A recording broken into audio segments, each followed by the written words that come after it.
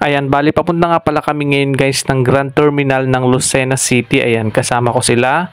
So para sunduin namin ang isa sa mahalagang bagay o para kunin namin yung isang mahalagang bagay. Oh, wow, sana all mahalagang bagay na sinusundo. So ayan, nandiyan na kami ngayon sa Grand Terminal and then nasundo na nga namin, nakuha na namin at ito yun, mahalagang bagay na kailangan namin sunduin.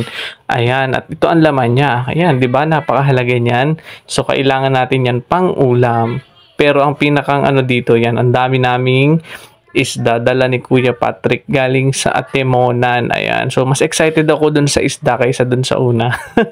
Kasi mas healthy yung isda, mas makakaiwas tayo sa mga cholesterol. Ayan.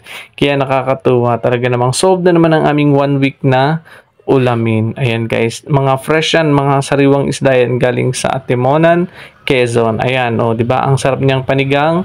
Masarap din siyang inihaw. Kaya talaga namang ang 1 week natin ay puro fish da ang laman ng ating tiyan. So thank you for watching guys. Follow for more.